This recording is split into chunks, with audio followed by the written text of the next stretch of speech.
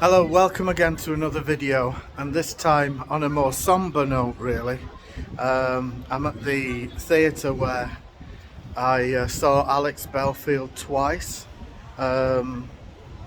probably before any of us knew about the revelations that have just come out with the court case and everything like that.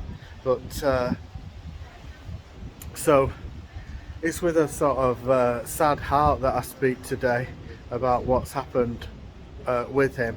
I don't make any judgments about any of that. I think probably Alex came from a different time in the century, in the new century, and a lot of his comedy was harking back to the past, and obviously very anti-woke, very anti-everything, so many people were offended by stuff like that.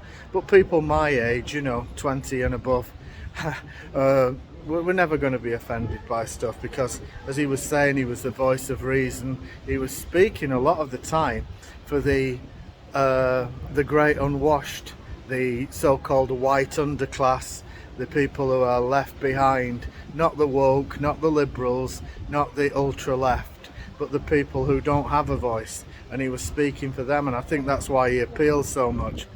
Not only that though, he was funny as well. So I mean, and we've got to remember that these stalking charges, he says there were a witch hunt, and really, I mean, I've got to look at what that really means, and how what the message is you don't have freedom of speech. You can't just say what you want on the internet as you might do to your best friend.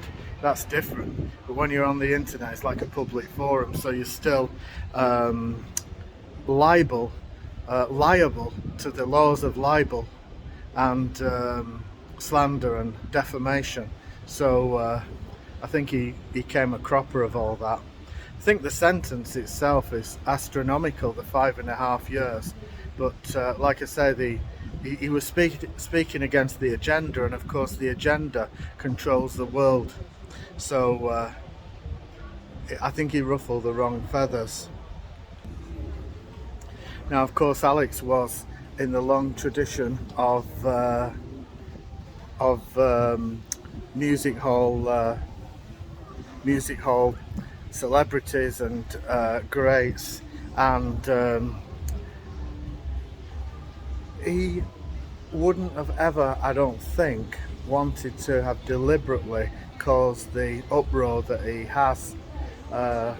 He said at the start that he was on benefits, and then he built that into like a 350,000 subscribers and a paywall subscription channel, so he appeared to be doing really well. So I don't think he would have wanted to scupper it all. I think he genuinely wanted to just speak out for the masses, just to have like free speech and say what you want. So I think he thought he'd win the court case because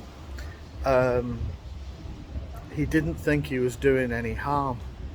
He was having a go at trans and at the COVID stuff and all that kind of thing that most people knew about anyway. Most people knew what they knew. You see, when I say that, I can't even say it, because we are now, as a people, we're controlled by what we say. So I can't say what you all know. I know it, you know it, but because we're controlled by an elite, I don't know if they are elite actually, but we're controlled by people who are permanently offended. It's impossible to say anything without causing offence. So anyway, that's where we are at the moment. I'm just at the Joe Longthorne Theatre, and if by any chance Alex Belfield is watching this, I hope that sentence that you've got there is manageable.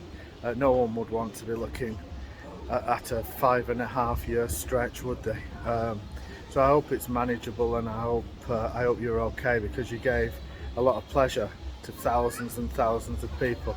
I saw you twice at this theatre here, and it was brilliant the second time with Katie Hopkins, another so-called social pariah who, in my opinion, just speaks a lot of common sense and a lot of good stuff. Anyway, nice to see you all again. See you again. Bye.